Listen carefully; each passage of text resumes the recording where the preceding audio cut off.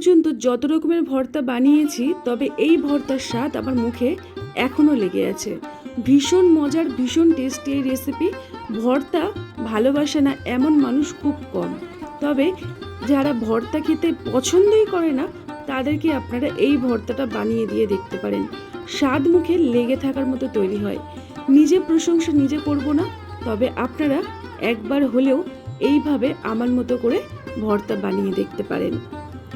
রেসিপিটি আমি তৈরি করব, তার জন্য একটা পাত্রের মধ্যে কিছুটা জল ভালোভাবে গরম করে নেব। এই গরম জলের মধ্যে আমি দিয়ে দিচ্ছি আমার প্রয়োজন মতো কিছুটা সোয়াবিনের বড়ি। এটাকে ঢাকনা দিয়ে ভালো করে সিদ্ধ হওয়ার জন্য রেখে দেব। মোটামুটি 1 থেকে 2 মিনিট ভালোভাবে ফুটিয়ে নিতে হবে, যেন সোয়াবিনটা খুব প্রপারভাবে সুসেদ্ধ হয়।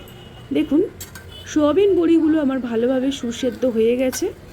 এখন এগুলোকে তুলে ঠান্ডা জলের মধ্যে কিছুক্ষণ এইভাবেই রেখে দেব। এতে করে বড়ির মধ্যে দেখবেন সোয়াবিন বড়ি ভাপানোর পরেও একটা কেমন গন্ধ থাকে, সেটা কিন্তু 2 থেকে 3 বার যখন আমরা জল পাল্টে ধুয়ে নিই, সেটা কিন্তু পুরো ভালোভাবে পরিষ্কার হয়ে যায়।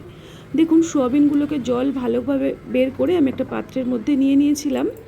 এখন একটা মিক্সার জারের মধ্যে সোয়াবিনগুলোকে দিয়ে দেব।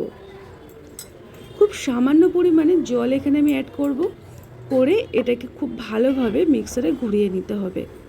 দেখুন, এই রকমভাবে আমি ভালো করে একদম পেস্ট করে নিয়েছি।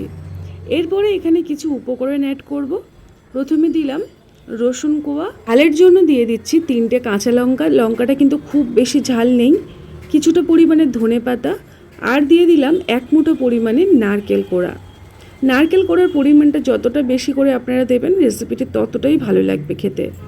1 চামচ সাদা তিল, অল্প একটু চিনি দিয়ে মিহি করে এটাকে একটা পেস্ট বানিয়ে নিয়েছি। দেখুন, একটা পাত্রের মধ্যে আমি পুরো পেস্টটাকে বের করে নিয়ে আপনাদেরকে দেখিয়ে দিচ্ছি। একদম মিহি করে বেটে নিতে হবে। এবারে রেসিপিটি তৈরি করব, তার জন্য কড়াইতে আমি সর্ষের তেল ভালোভাবে গরম করে নিচ্ছি। আজকে রান্নাটা সম্পূর্ণভাবে সর্ষের তেলে বানিয়ে নেব।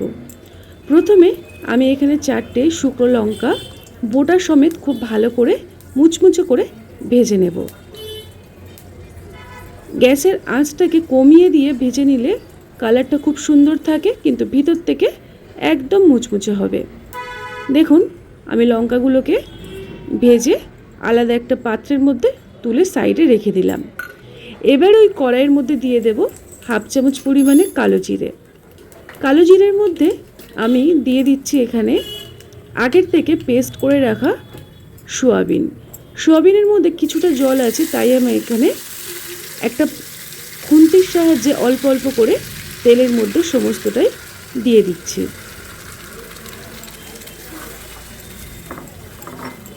এখন এর মধ্যে আমি অ্যাড করব 2টো মিডিয়াম সাইজের পেঁয়াজ, এইরকম করে কুচিয়ে নেওয়া।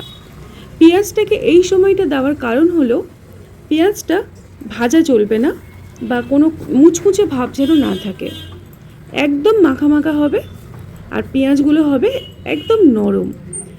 এবারে গ্যাসের আঁচটাকে কমিয়ে দিয়ে খুব ভালো করে সব কিছুর সাথে এইভাবে কষিয়ে নিতে হবে। একটু সময় নিয়ে কষাতে হবে।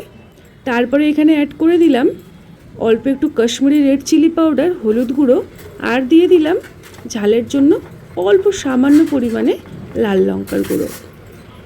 আর কোনো এখানে কাজ নেই। এখন হাতে একটু সময় নিয়ে খুব ভালো করে এই সোয়াবিনটাকে একদম শুকনো করে নিতে হবে। তো বন্ধুরা, আমি কিন্তু আপনাদেরকে কন্টিনিউ দেখাতে পারবো না, তাহলে ভিডিওটা অনেকটা বড় হয়ে যাবে। তাই আমি অল্প অল্প করে মাঝের মধ্যে আপনাদেরকে দেখাতেই থাকবো যে রেসিপিটি স্টেপ বাই স্টেপ আমি কিভাবে তৈরি করছি। স্বাদ মতো লবণ দিয়ে দিলাম, দিয়ে অনবরত আমি কিন্তু এটাকে নাড়তে থাকবো। কড়াইয়ের মধ্যে যখনই দেখবেন নাড়তে নাড়তে একদম শুকিয়ে আসবে, একটা নারকেল ভাজার স্মেল আপনি পাবেন, তাহলে বুঝতে পারবেন রেসিপিটি অলমোস্ট হয়ে এসেছে। তো আমি এখানে গ্যাসের ফ্লেমটাকে অফ করে দিয়েছি, আর এখানে দেখুন অফ নয়, একদম কম করে দিয়েছি। আর এখানে দেখুন এই শুকনো লঙ্কাগুলোকে আমি একটা সাইড করে রেখেছি, আর এখানে এই 3টে শুকনো লঙ্কা এইভাবে আমি গুঁড়ো করে নিলাম। জাস্ট একটু গোটা, একটু গুঁড়ো থাকবে। তারপরে ওপর থেকে সমস্তটাই ঢেলে দিলাম। এবারে দেখুন তলাতে কিন্তু লেগে যাবে, একটু পোড়া পোড়া হবে, তাতে ভয়ের কোনো কারণ নেই, তবে আপনাদের কিন্তু নজরে রাখতে হবে।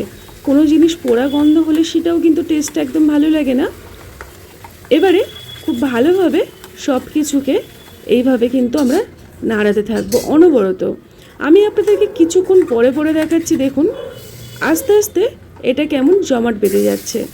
বন্ধুরা, রেসিপিটি কিন্তু ভীষণ টেস্টি হয়। আর আমি এখানে দিয়ে দিলাম 2 থেকে 3 চামচ পরিমাণে কাঁচা সর্ষের তেল। তেলের পরিমাণটা আমার মনে হয়েছিল একটু কম, তাই আমি এই পর্যায়ে অ্যাড করলাম। তবে আপনারা হয়তো ভাবতে পারেন যে কাঁচা সর্ষের তেলের গন্ধ হবে, কিন্তু একদমই নয়। এই মানে সোয়াবিনের যে ভর্তাটা তৈরি হচ্ছে, এটা শেষ পর্যন্ত হতে গিয়ে এই কাঁচা সর্ষের তেলের গন্ধ একদম কেটে যায়। তো আমি এখানে দেখুন, আমি আরও মোটামুটি আপনাদেরকে 2 থেকে 3 মিনিট পরে দেখাচ্ছি। আর সম্পূর্ণ রান্নাটা আমি করছি কিন্তু মিডিয়াম আঁচে রেখে।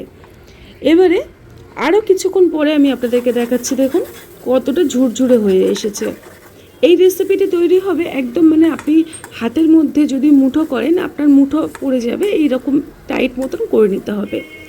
যতটা শুকনো শুকনো হবে বা ঝরঝরে হবে, এটার টেস্ট কিন্তু ততটাই বেড়ে যাবে। আপনারা যখনই এই ভর্তাটা তৈরি করবেন, দেখবেন মানে আপনার সময় লাগলেও বা রেসিপিটি কিন্তু ভীষণ টেস্টি, ভীষণ হাই প্রোটিন একটা রেসিপি। আমার যেহেতু তৈরি হয়ে গেছে, একটা পাত্রের মধ্যে আমি সার্ভ করে নিচ্ছি। আর এটা ফাইনাল লুকটা এইরকম হবে, একদম ঝুরঝুরে গামাখা, একদম দেখুন মানে ডালা পাইকে মানে এইরকম হয়ে যাবে। আমি একটা পাত্রের মধ্যে এটাকে সার্ভ করে নিয়ে আপনাদেরকে দেখিয়ে দিচ্ছি কতটা সুন্দর হয়েছে। আর এটা দেখতে যতটা সুন্দর, খেতে কিন্তু দুর্দান্ত হয়। আপনারা একবার হলেও এই ভর্তা ট্রাই করে দেখবেন, আমার অনুরোধ রইল। আর তারপরে আমাকে জানাবেন যে রেসিপিটি আপনাদের কেমন লেগেছিল। দেখুন আমি আপনাদেরকে বলছিলাম না যে হাতের মধ্যে মুঠো করা যাবে, এই দেখুন এক মুঠো মানে একটা ডলা পাকিয়ে গেল। তো এটাকে আমি ভাতের মধ্যে নিয়ে নিয়েছি, গরম গরম ভাত দিয়ে খাওয়ার জন্য ভীষণ টেস্টি হয়। যারা ঝাল খেতে পছন্দ করে তারা তো শুকনো লঙ্কাটা অবশ্যই খাবেন আমার মতো। আমি এবারে গরম গরম ভাত দিয়ে এই ভর্তা মাখিয়ে গরম গরমই খাবো।